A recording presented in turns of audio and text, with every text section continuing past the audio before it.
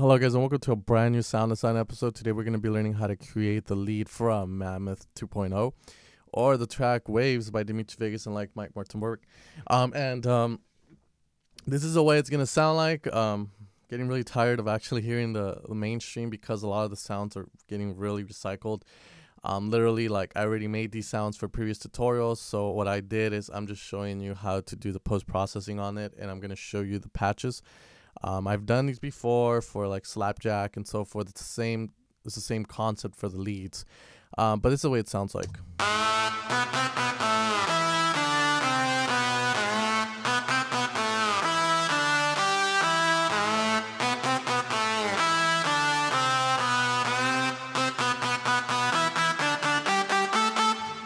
So same concept, almost same programming, to be honest. I just changed a few things and pretty much, just change the name on the patches. I guess if you guys want these patches, you guys can go ahead and go download them if you choose to, or you can follow the tutorial and then download them and learn how to make them yourself. Okay, so let's move this down. We don't need that, and we don't really need this either. Just there we go. All right, guys. So pretty much for the first patch we have is the very Dutchy bandpass lead that has been taking over pretty much the big room scene ever since Rocket was released by WNW and Blasterjaxx, and it sounds like this. And the key to this sound is just a very, very simple bandpass, and we're gonna be making it right now. So, we're only gonna be working in part A. So in part A, we have a square wave, variant of the square wave. The normal square has this line in the center, but once we go to the H pulse, we get more of a different kind of square. It's more thinner, and in essence, it creates a very high placement in Dutch type of sounds. So this is gonna be three voices. Three voices. I always use odd numbers for anything that's gonna be mono. Like I stated before, it's bro science. So it's not something you need to do, but it's something I do that works for me, so I always do it. We're detuning by a value of 2.67, and we're lowering volume for this one down to 5.67 because it's really thin and really squeaky. But once we have that, we're pretty much done with this section here. Just make sure read triggers off, and we're gonna go in amp envelope A where only the release is set to 1.02. Decay all the way down, a very little attack, 0.05 should be like that by default, and sustain all the way up. Oscillator A2, we're going to have a saw with 8 voices, but we're going to leave the read trig on this one, so we want the full saw. No detunement and no processing here, so that's pretty much done with. So the key to the sound is actually here in the bandpass. The bandpass, it's very hard to explain a bandpass. I like to call it a notch, but notch is something else as well. But the best way to show you what a bandpass does is showing you the bandpass like this. As you can see, it kind of focuses on one certain section of the frequency spectrum while still kind of doing like a low pass and high pass to the surrounding areas. And that's why the bandpass is very, very good, because it focuses on an area, a frequency, and then it just makes it come out more. In essence, it gives you that kind of radio kind of voicey kind of effect. Hard to explain, like old school type of radio where your voice sounded really weak because the only frequency you were getting is probably like in the high end. But the bandpass, you can see it kind of focuses on a certain area, and then it does this kind of low pass, high pass on both sides.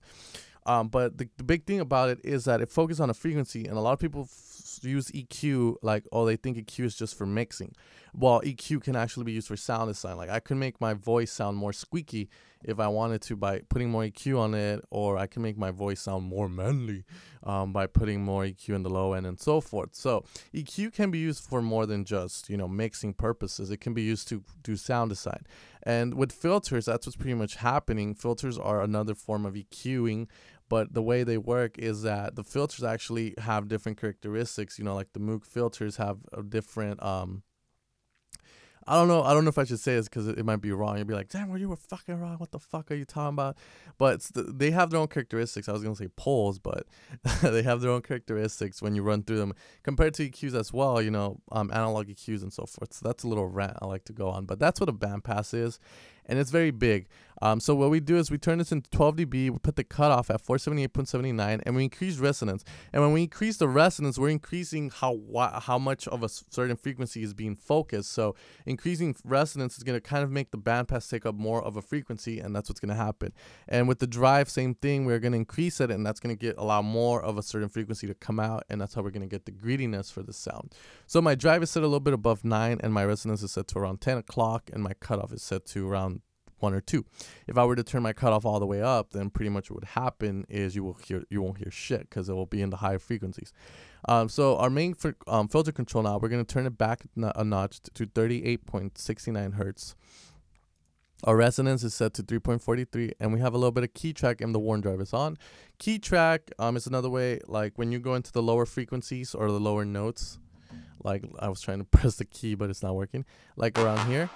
It opens up the filter more to compensate, because once you go lower and the filter is shut, as you know, low pass kind of takes away from the life of the, as in like the higher frequencies get removed. So with the key track, it's going to open it up so it allows some of the higher frequencies out when you're in the lower octaves. Okay, so pretty much we're going to do mod envelope 2. We're going to do the Sound World stamp of approval, and this is what I always like to do. We're going to add a little bit of attack at 0.52. And we're going to put the black knob back negative 1.14. Rounding just to pitch A, because we're just using part A. Decay is set to 0.69. In essence, this is the key to getting those sounds to come out, kind of feel like they're lagging, or if you turn it to the right, like they're punching you in the nuts. And then we go into LFO1, where we have a ramp type wave. So we're going to move this into a ramp type. Our rate is set to 116D. Our pitch is being LFO'd a tad bit at 0.38. For pitch A only, as again, just because part A is being used. A little bit of gain, 0.38, and a little bit of offset. Offset and gain are almost the same thing. Just think of it as you have these phases where your gain decides how much, and then you can kind of reduce or increase more with the offset. So fine focus that. So our offset set to around 10 o'clock around there. Finally, we're just going to add some EQ here. It's a 1-pole EQ. So pretty much we're going to lower the 7.5 dB boost down to around 6.43. At the frequency of 103.65 hertz, which shouldn't really matter much. We're going to increase treble at 10.07 dB at the frequency of 4124.29 hertz. So once we have that, we are pretty much done. We just turn the mono legato on, have it in normal mode, and put it at 5.52. And the first part of our sound is done.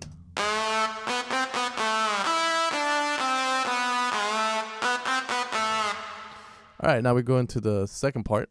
Which hopefully goes by faster. So we're only going to be working with part B.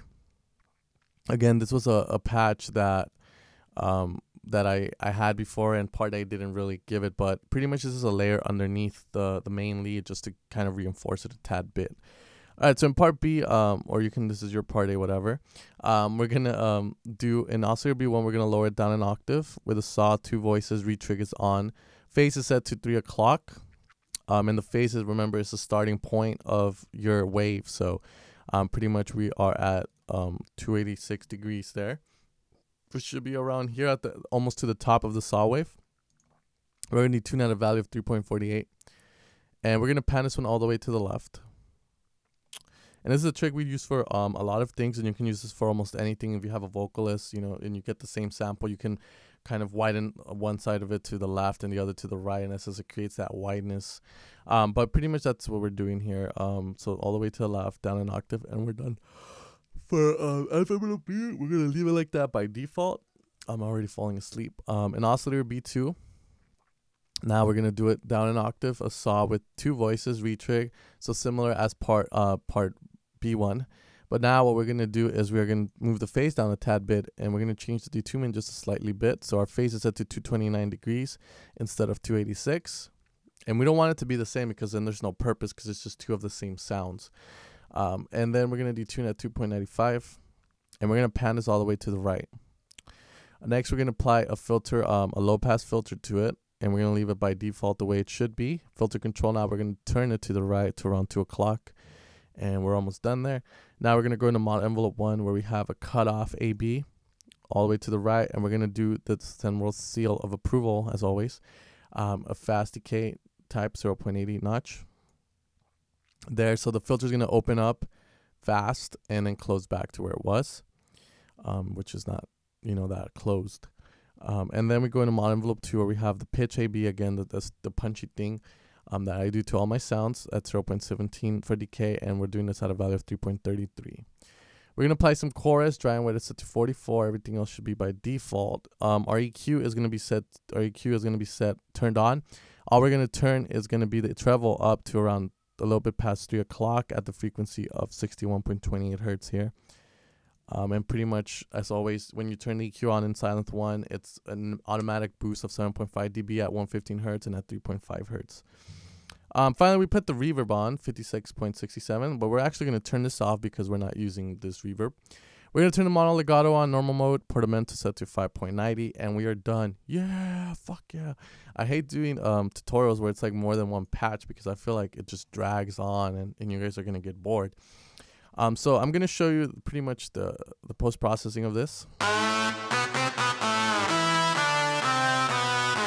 So pretty much we have a high pass here to get rid of the lower frequencies.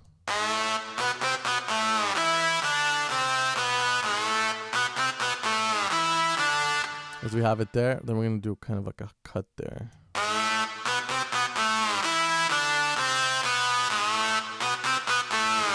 And there we have it. So this is our EQs looking. We have the Valhalla Room reverb, 30%, and it gives that very nice sound. The Valhalla Room is like one of the top reverbs to use.